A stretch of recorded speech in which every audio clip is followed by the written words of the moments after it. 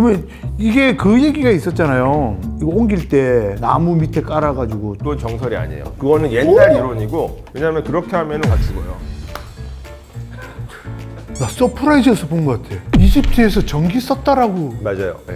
뭔지 알아요. 무슨 이렇게 항아리, 전구. 항아리에. 그 덴데라라고 하는 곳에 가면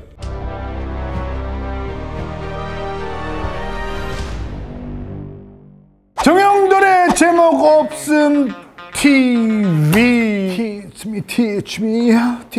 Teach me. 자, 오늘의 선생님은 이집트 그 잡채인 분이십니다. 우리 애굽민수님. 네, 안녕하세요. 예, 안녕하세요. 예. 드디어 저희가 애굽민수님을 모시게 되었습니다. 오늘 좀 일찍 오셨어요. 예, 오늘 한 15분 정도 일찍 왔습니다. 네, 그래서 잠깐 준비하는 시간에 저랑 다트를 했는데 네, 털렸습니다. 2만 원을 저한테. 예, 이따가 입금. 근데 오늘 또 이렇게 선물을 주셔가지고 잠시만 아이고. 그 선물 한 번만 좀 보여주시겠습니까? 제가 기획해서 만든 티셔츠고요. 예. 그래서 이제 대피라미드 구조를 네. 이제 어떤 모티브로 해서 만들었고, 이거는 이제 모든 길은 이집트를 통한다. 이거를 이제 약간 형상화시킨. 이것도 이렇게. 요거는 제가 사실은 이집트에서 그저께 왔어요. 이 방송은 예정이 되어 있었고, 그래서 이제 준비를 해왔습니다. 간단한 아주 간단한 피규어입니다. 이 4개니까 그럼 개당 5,000원씩 해서 퉁칠게요. 알겠습니다. 예. 이렇게 해서 왜 하필 이집트에 이렇게 꽂히셨는지. 일단은 그거부터 그 전에 애굽민수. 예. 요거 좀 설명을 좀 해주시죠. 그거요. 혹시 창세기 맞아요. 맞아요? 예, 그게 왜냐면 애굽이라는 그 표현이 예. 그 이집트의 한자식 표현이거든요. 진짜요? 그래서 출애굽, 예. 이집트에서 나가다. 누가 나가는데? 그 출애굽기의 기록에 따르면 이제 이스라엘인들이 이집트에서 몇백 년 동안 이렇게 살다가 그만해서 나가다. 모세라고 하는, 모세가 이제 리더가 돼가지고. 사랑인걸. 너무 옛날 거 아니에요? 아니 좀 같이 늙어가는 것 같은데. 조금 저보다 제가 알기로 네. 저보다 한 500일 정도 이 세계 먼저 어떻게 되시는 거예요? 예, 저는 맞죠, 500일. 이집트가 되게 험한 곳인가 봐요. 그거 서울이 더 험하지 않아? 아니 이집트가 이렇게 위험한 곳인가요? 아니 세월의 흔적이 고스란히. 뭐 나중에 이제 보시는 분들께서 뭐 판단해 주시겠죠. 예. 정영돈이 세월을 맞았다 2번, 애굽민수가 세월을 맞았다 2번. 예. 근데 왜 애굽민수라고? 이게 이집트예요, 애굽이라는 표현은. 제가 심창맨님 그 방송에 나간 적이 있는데 처음 나갔을 때 어떤 분께서 댓글창에다가 애굽민수라고 이제 이름을 불러주셨고 그 이후로 저를 이제 굉장히 많은 분들이 이제 애굽민수라고 이제 불러주셨어요. 그분의 애드립 하나가 그렇죠. 타이틀이 돼버렸네요. 예, 그렇죠. 아니 근데 왜 하필 진짜 이집트에 꽂혔어요? 저는 어렸을 때 이집트에 살았어요. 저희 아버지 직장 때문에 제가 한 4살부터 한 9살 때까지 이집트에 살았습니다. 그럼 이집트 말 써요? 현대 이집트는 아랍어를 사용을 하고요. 아랍어. 아살람 알레쿰. 와 알레이쿰 아살람. 이렇게. 근데 아랍어를 거의 잘 못하고 어렸을 때는 이제 뭐 영어로 이제 하는 유치원을 다녔었고. You can speak English well? Yeah, little bit. 약간 영국식이네요. 저 영국에서 공부를 했어요. 쏘까. 그리고 이제 정확하게 보신 게 저는 어렸을 때 이집트에서 이제 유치원 다닐 때 처음 접했던 영어가 영국식 영어였어요. 그래서 영국식 영어가 조금 더 익숙하긴 해요. 자연스럽게 그러면 이집트를 접하게 되면서. 그렇죠. 근데 그게 꼭 이집트에 살았다 그래서 막 이집트에 다 빠지는 건 아닌 것 같아요. 그러니까 이게 예를 들어서 제 동생 저보다 2살 어린데 제 동생은 관심 없어요. 그냥 그때 이제 저희 이제 아버지가 주재원으로 근무를 하시니까 가끔가다 이제 출장 오시는 분들이 있거든요. 그러면 이제 아버지가 이렇게 출장 오신 분들을 모시고 근교에 뭐 피라미드 유적지나 뭐 박물관 이런 데를 이제 가시는데 이제 구경시켜 드리려고. 그때 저는 맨날 따라갔어요. 너무 좋아서. 그냥 좋았던 것 같아요. 그래서 한 7살 때부터 나 막연하게 이런 것과 관련된 일을 하고 싶다. 아무 생각 없는 상태로. 그리고 나서 귀국을 하고 나서 이렇게 막 좀 책 같은 걸 좀 보고 그러다 보니까 이거를 하려면 뭐 고대 이집트를 하려면 고고학을 공부해야 되는구나. 그렇죠. 그래서 이제 고고학을 공부를. 근데 목소리가 너무 좋으세요. 무슨 말씀을? 아니 진짜로. 아니 근데 영국에서는 얼마나 사셨어요? 영국에서는 총 다 해서 한 8년 정도. 8 years? 8 years. 근데 저는 좀. American style? 저는 캘리포니아 쪽이라. Do you have American accent? 근데 가장 꽂혔던 부분이 있을 거 아니에요? 이집트 하면 딱 꽂혔던. 피라미드죠 사실. 근데 피라미드는 사실은 전 세계 어디나 있잖아요. 그렇죠. 왜냐하면 피라미드라는 이 사각뿔 형태의 구조물 자체가 인류 문명이 뭔가 철골 구조 이런 거를 만들어내기 이전에는 높이를 쌓을 수 있는 가장 합리적인 방법이었거든요. 그래서 어디나 있을 수밖에 없어요. 뭐 멕시코도 있고 심지어는 뭐 중국에도 있고 그다음에 그렇죠. 한국에도 있죠. 우리나라에도 피라미드. 뭐 이를테면 석천동 같은 데 가시면 백제 적석총들이 있거든요. 그런 것도 다 피라미드 구조예요. 그리고 이제 가장 유명한 피라미드는 뭐 딱 한반도 안에 있지는 않지만 저기 만주에 가면 장군총. 있는 장군총. 예, 거기 갔다 왔습니다. 갔다 오셨어요? 예, 그 내부까지. 안 가보셨구나. 안 가봤습니다. 가봤는데. 근데 이집트 안 가보셨죠? 멕시코 그 지첸이사 가보셨어요? 안 가봤어요. 나 가봤는데. 영국에 살아봤어요? 저 영국 3번 갔다 왔어요. 아일랜드 가보셨어요? 나 아일랜드 가봤는데. 어디를 얘기를 하지? 영국 살면서 아일랜드를 안 가봤구나. 그럼 영국 간 거 아니에요? 예? 아 이거 헌유화 가셨네. 여기 헝가리 가봤어요? 지금 헝그리.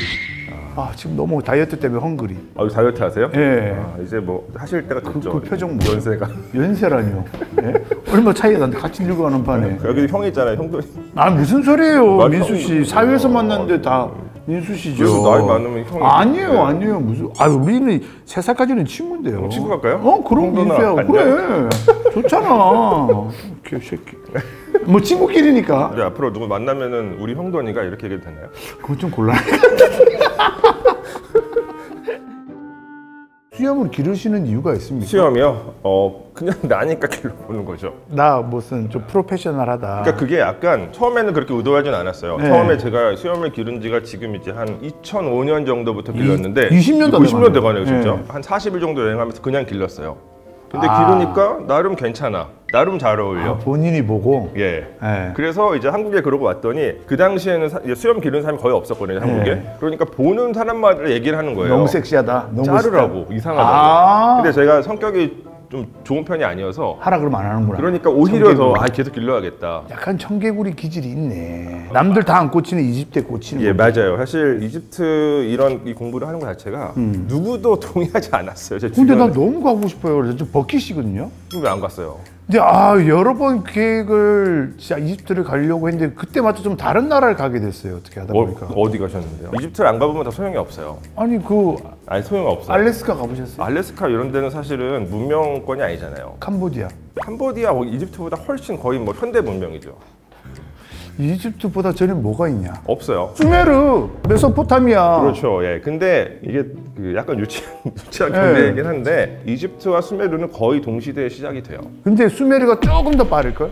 이게 약간 기준이 달라요. 뭐냐면, 그러니까 수메르에서 문명이 탄생했다라고 하는 어떤 그 기준은 네. 도시라든가 뭐 문자의 초기 형태라든가 이런 게 등장하는 시점이거든요. 네. 근데 이집트는 문명의 시작점으로 삼는 시점이 통일 왕국이 만들어진 시점이에요. 수메르의 기준을 이집트에 적용하면은 수메르보다 늦지 않아요. 결과적으로 지금 업계에 알려져 있는 첫 번째 문명은 뭐예요? 이집트와 수메르죠. 정확하게. 정확하게 그래. 고고학자, 진짜 그래요. 고고학자니까. 아니 그 지뽕 빼고. 아니 수메르 문명이 제일 문제로 뭘 딱 배우는데. 그 잘못된 굉장히 과거의 어떤 네. 그 과거의 지식이에요. 그렇게 따지면 이번에 터키에서 맞아요. 지금 그 얘기 하려고 그랬어요. 네. 예, 터키에서 지금 이제 göbekli tepe라고 하는 그 이제 유적이 있어요. 그러니까. 근데 이 유적이 굉장히 놀라운 유적인데 거의 이거는 10,000년도 더 전 유적이에요. 그럼 이집트는 잽도 안 되네. 그럼 이집트 문명이 언제부터? 그러니까 이게 문명을 시작했다라고 공식적으로 삼는 시점이 이집트 전체가 하나의 왕국으로 통일된 시점인데 기원전 3100년이에요. 그럼 이걸 누가 통일했대? 처음에? 그러니까 이집트 문명이 특별한 점은 그 내용을 꽤 자세히 알 수 있어요. 그 상형 문자나 이런 예, 거? 예, 문자 기록이 있기 때문에 그래서 최초로 통일할 때의 파라오의 이름은 나르메르. 그러면 BC 3100년에 예. 이렇게 그 통일된 문명을 가진 나라가 이집트가 처음입니까? 예, 없어요. 왜냐하면 그전에는 메소포타미아는 전부 다 도시국가예요. 도시국가고. 예, 도시국가예요. 근데 네. 이집트는 영토형 국가로 만들어지거든요. 이집트는 무슨 뜻이에요? 이집트는 몰라요. 예, 몰라요. 왜냐하면 진짜 그 어원을 잘 몰라요. 예, 몰라. 그냥 쓰였어요. 언젠가부터. BC 3100년 전부터 이집트. 아니요, 이집트 고대에는 이집트라는 표현이 없었어요. 그러면 뭘로 불렀어요? 고대 이집트인들은 자기들이 살고 있는 땅을 케메트라고 불렀어요. 그 뜻은 검은 땅이거든요. 검은 땅. 왜 검은 땅이었을까? 왜냐하면 그 이집트인들은 자신들이 살아가던 공간의 가장 중요한 정체성을 그 동네를 이제 가득 메우고 있는 비옥한 토양으로 삼았거든요. 근데 그 토양이 검은색이에요. 비옥한 토양은. 아 진짜? 네, 그리고 이게 이집트 문명이 이른 시기에 이제 그 발전할 수 있었고 또 굉장히 장기간 유지될 수 있었던 원동력 자체가 땅이 있구나. 땅인데 이 땅이 되게 특이해요. 왜냐하면 거기 이제 강이 있잖아요. 강 이름 혹시 아세요? 나일강? 예, 잘하시네요. 아. 근데 중간중간에 약간 기분 탓인가요? 예, 기분 탓입니다. 기분 탓이죠. 예. 공격 같은 느낌이 잠깐 있는데. 아니요, 칭찬이에요. 저는. 예. 나일강. 세계에서 몇 번째로 긴 강인가요? 그러니까 뭐 이게 나일강 아니면 이게 뭐 아마존강이나 혹은 미국의 미시시피강을 얘기하는데 사실 이게 기준에 따라 달라지는 것 같아요. 몇 번째게? 근데 순서가 중요하지 않아요. 왜냐하면 이게 그러니까 제 기억에 저희가 어렸을 때는 미시시피 강이 제일 길다고 나왔어요. 오, 지금도 그렇던데? 만약에 강 유역의 전체 길이를 다 하면 아마 미시시피 강이 제일 길 거예요. 근데 아마 수원지부터 그 이제 그 강이 바다랑 만나는 지점을 이렇게 기준으로 삼으면 아마 나일강이 제일 길 그러니까 거예요. 나일강이 1, 2가 기준에 따라서 왔다 갔다 하더라고요. 그게 왜 그러냐면 그 나일강은 수원지가 두 군데 있어요. 아프리카 중심부에 있는 빅토리아 호수가 있고 그 다음에 저기 그 표범이 사는 킬리만자로? 예, 킬리만자로 산이 있는. 잠시만요. 잠시 킬리만자로. 괜찮아요. 어차피 만년 이거 제가 기대하고 여쭤본 게 아니기 때문에. 아니 그 한자만 가르쳐도 내가 알 것 같아요. 아스파라거스. 한 글자만 더 가르쳐 주시면 안 돼요? 그냥 다 말할게요. 네. 아비시니아 고원. 처음 들어봐요. 에티오피아는 아시죠? 그러니까 킬리만자로 산이 있는 아비시니아 고원이 이제 에티오피아에 있는데 계절적인 영향 때문에 매년 5월이 되면 엄청나게 큰 비가 내려요. 그러면은 거기서 이제 강이 이제 범람을 하거든요. 그 범람된 나일강이 북쪽으로 흘러가지고 이집트까지 이르는데 한 2달이 걸려요. 그래서 이집트에서는 7월쯤 되면 7월 중순 정도가 되면은 이제 범람이 일어나는데 범람이 보통은 이제 인간 삶에 되게 안 좋은 영향을 끼치잖아요. 근데 이집트에서는 그게 되게 유리한 조건이었어요. 왜 그러냐면 이제 상류에 있는 비옥한 토양을 같이 가는 거예요. 같이 끌고.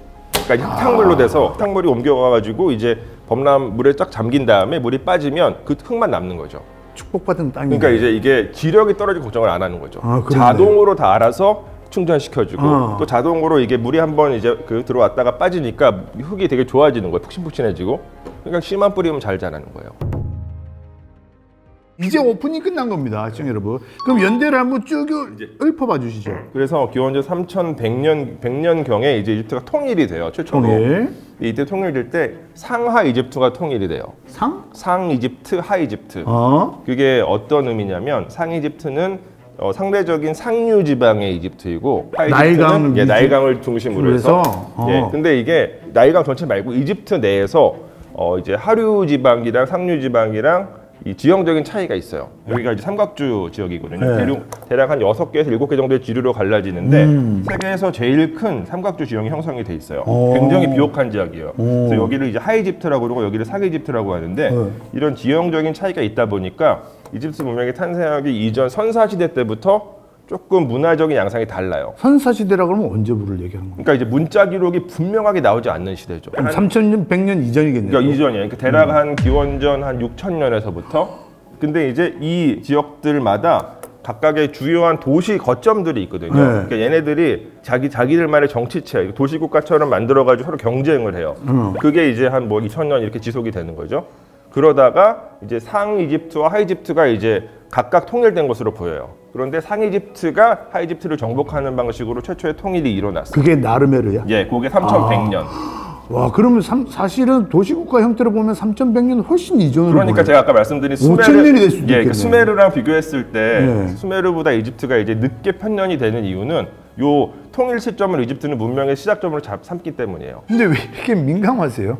이게 진짜 웃기는 게 뭐냐면 저도 이제 그 유학을 가서 처음 느낀 거예요. 저도 나름 영향을 받은 것 같은데, 그러니까 저희 선생님들도 이집트 학자들하고 이제 메소포타미아 쪽 공부하시는 분들하고 약간 그게 있어요. 약간 유치한 우리가 좀 더 먼저인데 자기들이 만든 문명도 아니잖아요. 그러니까요. 근데 그러니까 왜? 뭔가 그게 그러니까 자기가 뭐 공부하는 대상에 대해서 약간 애정을 갖게 되는 것 같아요. 아, 알겠습니다. 예. 그럼 나르메르에 대한 뭐 아주 큰 그 업적이라 그러면 이집트를 통합한. 예. 그리고 심지어는 이 나르메르라는 이름 자체가 그 이제 나르가 이렇게 맥이고 메르는 이제 공격적인 뭐 성난 이런 의미거든요. 아, 공격적인 맥이. 예, 그게 이제 나르메르 이름의 뜻인데 이 이름이 쓰여져 있는 여러 이제 뭐 토기에 쓰여져 있는 이름이나 이런 그 흔적들이 이집트 밖에 그러니까 지금 이스라엘 남부 요즘에 좀 상황이 안 좋은 그 가자 이쪽에서도 계속 이렇게 나와요 유물들이. 그러니까 그 얘기는 뭐냐면 아주 초창기부터 그 이스라엘 남부 지방은 이집트의 영향권 안에 있었다 이렇게 보통 얘기를 하죠. 그러니까 그럴 것 같아. 뭐 지리적으로도 가깝고 하니까. 그때부터를 이제 초기 왕조 시대라고 해요. 초기 왕조 시대. 이 초기 왕조 시대를 이제 그 얼리 다이너스틱 페리어드라고 보통 얘기를 하거든요. 그러니까 1왕조, 2왕조가 여기 포함이 돼요. 그런데 이 초기 왕조 시대 때는 약간 그 중앙 집권화가 완벽하진 않았던 것 같아요. 그렇겠다. 처음이니까. 처음이니까. 그래서 약간의 그 내적인 갈등이 있었고 뭐 이를테면은 이집트 신 혹시 이름 아시는 분 있나요? 호로루스. 와. 그리고 라. 루. 죄송합니다. 뭐 루라고 해도 되죠? 예, 루라고 할까요, 우리 여기서는? 아니, 라도 있잖아요, 라. 라 있어요, 예. 루. 아니, 이거 한 글자들이 많았는데 루, 뭐 남매인데 해서 호루스 낳고 이런 거 아니에요? 아마 어서 이제 들어보신 적이 있는 러. 없어요. 네, 아무튼 이제요. 제가 이제 여기서 말씀드리려고 했던 거는 호루스 신인데 그 호루스 신은 이제 매의 머리를 하고 있어요. 매. 우리가 많이 보던. 매의 머리를 하고 있고 이집트 파라오의 왕권과 직결되어 있는 신이에요. 호루스가 이 정통 왕권 계승자예요. 신들. 이집트에는 신화 체계가 되게 많아요. 그러니까 하나의 신화로 모든 걸 설명하지 않아요. 그러니까 워낙 오랫동안 유지됐었고 워낙 많은 기록들이 있기 때문에 내용이 다 달라요. 근데 그 중에서 뭐 제일 유명한 신화가 이제 헬리오폴리스 계통의 신화거든요. 헬리오폴리스는 이집트의 한 도시인데 태양 신앙의 중심지예요. 이 신화 체계에 따르면 이 세계가 창조되기 전에 카오스 상태가 있어요. 카오스 혼돈. 요거를 이제 누나 눈이라고 해요. 신은 아니고 뭐 신으로 표현하는 경우도 있어요. 근데 어쨌건 카오스 상태예요. 근데 여기서 호련이 신이 한 명 등장해요. 요게 이제 라예요. 이 빛의 태양. 그렇지. 맞아. 근데 원래는 이제 라보다는 이제 아툼이라고 하는 신으로 등장하는데 아툼 맞아. 들어봤어 이거. 아툼. 근데 아툼이랑 라는 같은 신이기도 하고 다른 신이기도 해요. 왜냐면 이집트 사람들은 이 태양을 여러 개의 속성으로 다 나눠가지고 각각의 신격을 부여해요. 뭐 지금 동쪽에서 막 떠오르고 있는 젊은 태양은 케프리. 제가 아까 드렸던 새똥구리. 케프리. 왜 새똥구리를? 새똥구리가 이렇게 똥을 굴리잖아요. 근데 이 굴리는 모습이 이 태양 원반이 이동하는 모습이랑 비슷하기 때문에 또 동시에 이 새똥구리는 그 똥 경단 안에다가 알을 낳아요. 그러니까 여기서 이제 생명들이 나오잖아요. 그러니까 뭔가 이제 새로운 생명, 부활 이런 의미를 담아서 디테일하다. 되게 디테일해요. 라는 보통 그 지금 중천에 떠 있는 가장 강력한 전성기의 태양이에요. 그리고 아툼은 제일 나이 많은 서쪽으로 지고 있는 늙은 태양. 뭐 그 이외에도 뭐 태양 원반의 신, 태양 광선의 신, 뭐 오만 태양신들이 다 있어요. 태양을 굉장히 중요시했다라는 거는 뭐 이 태양신들을 다 각각의 신으로 모시기도 하고 또 어떤 경우에는 이건 다 원래 같은 신이다 이렇게 설명하기도 하고 그래요. 뭐 그럴 수도 있겠네. 그래서 아툼이랑 라는 같은 신이라고 여기서 생각하셔도 돼요. 이 신이 처음에 등장을 했어요. 그냥 혼자 있는 사람이에요. 스스로 등장한 사람이에요. 근데 이제 혼자 있으니까 자식을 낳기 위해서는 자가생식을 해야 돼요. 그래서 여기서 이 자가생식이라는 것도 판본에 따라 조금씩 이제 그 내용이 다른데 어떤 판본은 뭐 침을 뱉었다, 어떤 판본은 뭐 자유생애를 했다. 라가. 그래서 태어난 신이 슈와 테푸누투. 근데 둘이 이제 남매인데 둘이 다시 부부가 돼요. 그러니까 이집트 신화 체계 속에서는 다 그렇더라고요. 남매가 부부가 된 사례가 되게 많아요. 일본 신화도 그렇잖아. 그렇죠. 그래서 둘이서 이제 부부가 돼가지고 또 자식을 낳는데 걔가 호루스? 아니에요. 호루스 언제 나? 좀 있어야 돼요. 게부와 누트. 게부, 누트. 얘네들도 뭐 눈 맞았겠지 뭐. 그러니까 눈 맞아서 부부가 돼요. 이번에는 자식을 4명을 낳아요. 오시리스. 들어봤다. 들어보셨죠? 세트, 이시스, 처음 들어보는데요. 네프티스. 그래서 오시리스와 이시스가 부부가 되고 세트와 네프티스가 또 부부가 돼요. 그런데 오시리스가 첫 번째 아들이에요. 네. 그래서 이제 라로부터 내려오는 라, 슈, 게브를 통해서 내려오는 신들의 왕권의 정통 계승자예요. 아, 적장자구나. 예, 그래서 네. 왕이 되는데 세트가 오시리스 남동생이잖아요. 그렇죠, 그렇죠. 세트가 형을 질투해가지고 형을 죽여버려요. 아, 이방원이구나. 그러니까 이제 동생이 형을 죽인 다음에 왕권을 탈탈하는 사례는 너무 많아요. 역사적으로도 많고 신화적으로도 많고 그 중에서 거의 제일 오래된 신화 중에 하나라고 할 수 있죠. 그리고 오시리스를 그냥 죽이는 게 아니라 죽인 다음에 시신을 다 토막내가지고 이집트 전역에다 뿌려요. 그거를 이제 오시리스의 동생이자 부인인 이시스가 다 모아가지고 잘 이렇게 꿰매서 마법으로 부활을 시켜요. 그게 신화적으로 최초의 미이라라고 생각하시면 돼요. 그래서 오시리스는 언제나 이제 시각적으로 표현될 때 그 미라의 모습으로 그려져요. 그래서 오시리스가 이제 부활을 해요. 근데 이게 이집트적인 맥락에서의 부활은 죽은 시신이 벌떡 일어나서 막 뛰어다니고 이런 게 아니에요. 우리 그렇게 많이 그렇게 배웠잖아. 많이 배웠죠. 그러니까 이게 뭐 영화나 만화나 이런 데서 많이 그리는데 그런 부활이 아니에요. 지상에서 죽은 사람은 그냥 죽은 거예요. 다만 부활은 저기 내세에 가서의 부활이에요. 그러니까 오시리스가 부활을 하는데 부활했지만 이 세상에는 머물지 못하고 저승에 가서 저승의 왕이 돼요. 오시리스는 원래 왕이니까. 근데 오시리스와 이시스 사이에서 또 자식이 한 명 태어나는데 그게 바로 호루스예요. 아, 얘 어렵게 태어났네. 예. 그런데 그 당시에 이제 이 세계는 세트가 통치를 하고 있죠. 그래서 이시스가 이제 세트의 박해를 피해서 호루스를 이렇게 숨겨가지고 키워요. 그리고 나서 호루스가 이제 성인이 돼요. 자기 아버지의 왕권을 되찾기 위해서 자기 작은 아버지 한판 대결을 펼칩니다. 결국에 승리해서 자기 아버지의 왕권을 되찾아요. 그래가지고 호루스가 왕이 돼요.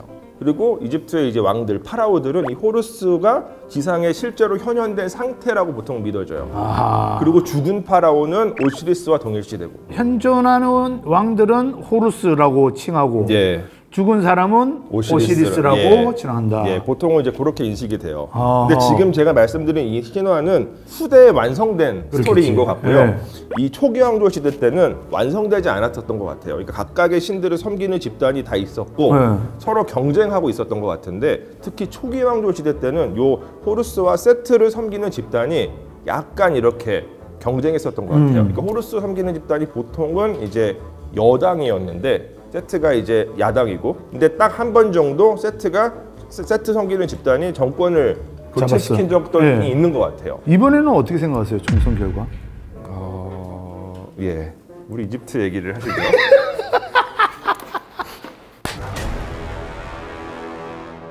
결국에는 호루스를 이제 섬기는 집단이 정권을 완전히 장악을 하고 그 이후로 이제 파라오는 호루스의 현현된 상태다.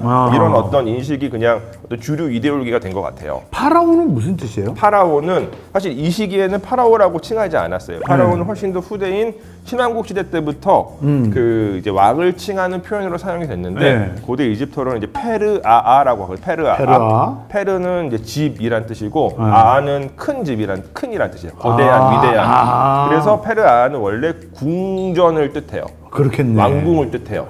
그래서 원래는 페르아가 그냥 물리적인 궁전을 칭하는 단어로만 쓰였는데 신왕국 시대 때부터는 그냥 왕을 칭하는 단어로 쓰이기 시작해요.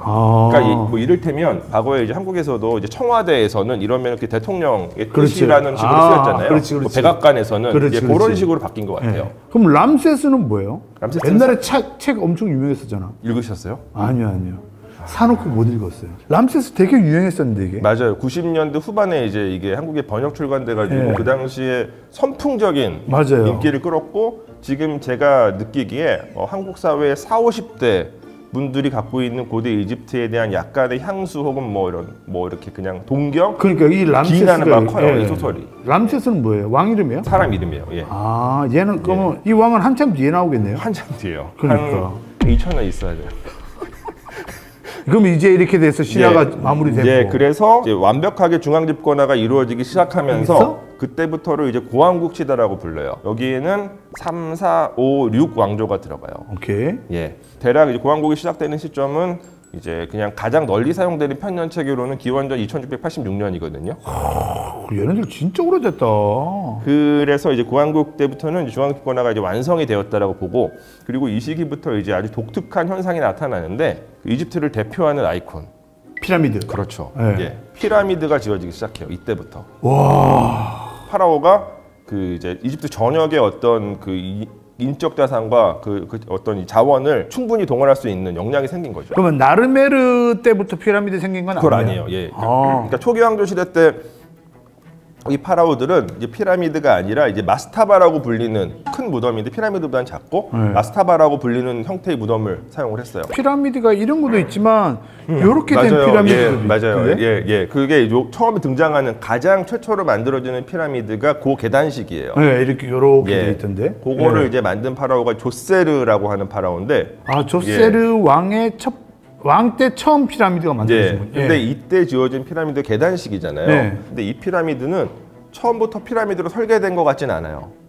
처음에는 그 아까 말씀드렸던 이전 시대의 무덤이 마스타바 형태로 만들어진 것으로 보여요. 정면에서 보면 약간 사다리꼴 모양의 구조물을 상부에 만들고 그 지하에다가 이제 매장 공간을 만드는 방식인데 이 계단식 피라미드는 이렇게 그 마스타바를 6층으로 쌓거든요.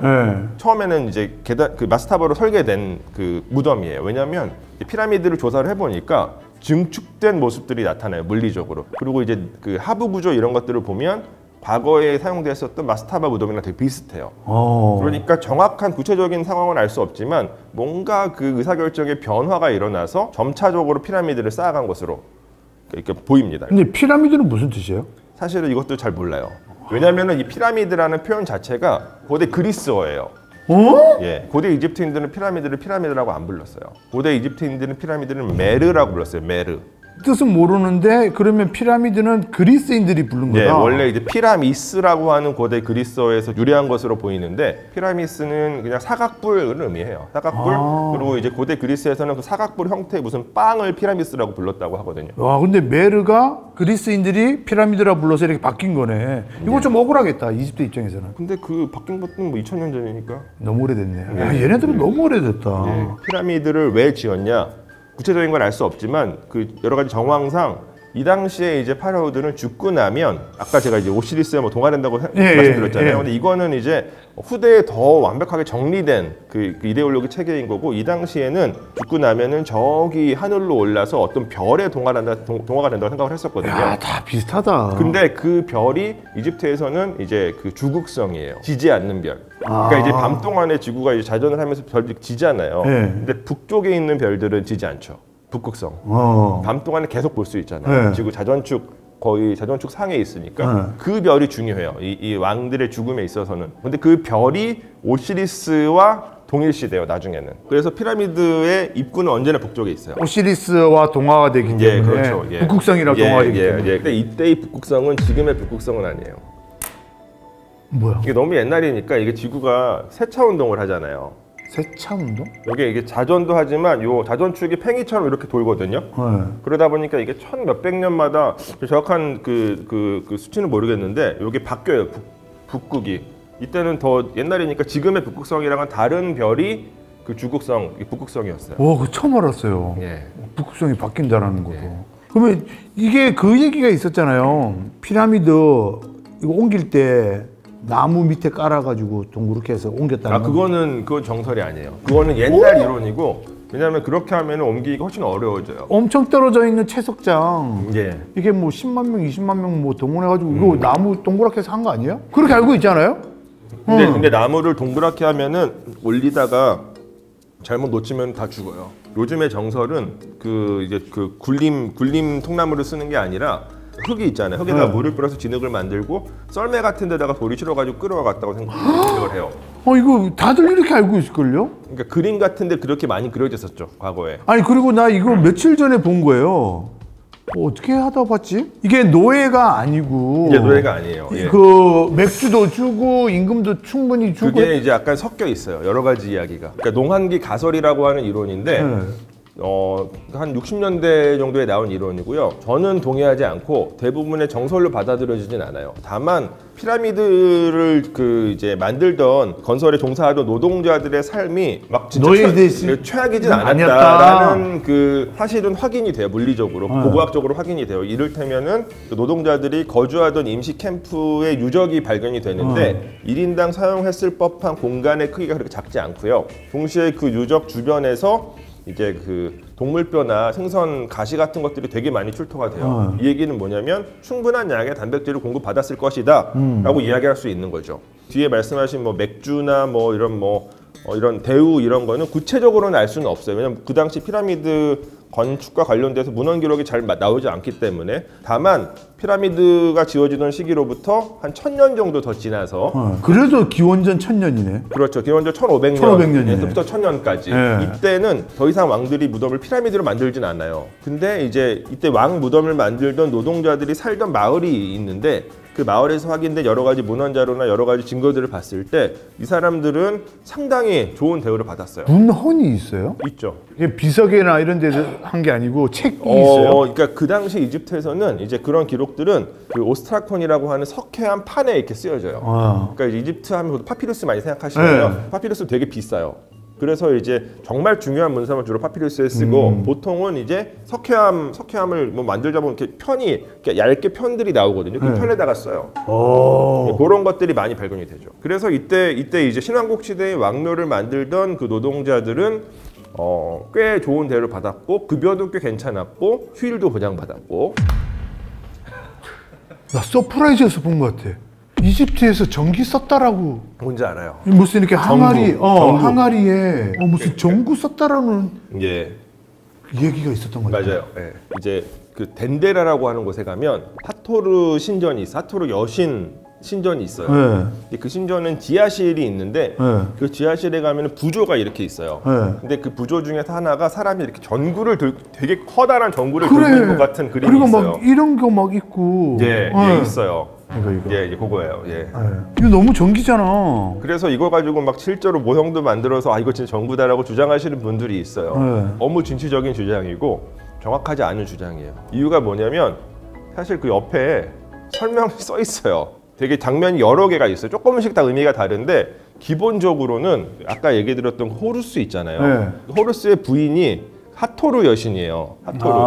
호루스와 하토르 사이에서 또 자식이 태어나는데 그 자식도 호루스예요. 이 호루스 주니어가 탄생하는 장면을 은유적으로 표현한 장면이에요. 그래서 저 뱀이 새롭게 태어나는 신이에요. 뱀입니다. 이 필라멘트처럼 보이는 게 뱀이고요. 왜냐하면 고대 이집트에서는 뱀은 되게 다양한 의미를 갖는데 여기서는 이제 새로운 생명, 새로운 탄생. 왜냐하면 뱀이 항상 허물을 벗잖아요. 그렇죠. 그러니까 뭔가 뱀은 항상 이제 영생하고 뭐 부활하고 이런 의미를 갖고 있거든요. 아쉽네. 예, 그리고 이렇게 그 전구관처럼 이제 쓰여져 있는 그거는 아까 말씀드렸던 이제 누트라고 하는 여신의 뭐 자궁이다 이렇게. 이거 그냥 해주지 전구라고. 아니 난 그게 진짜 이게 이렇게 단면이 이렇게 깔끔하게 이렇게 돌을 잘랐지? 근데 너무 매끈하잖아 이게.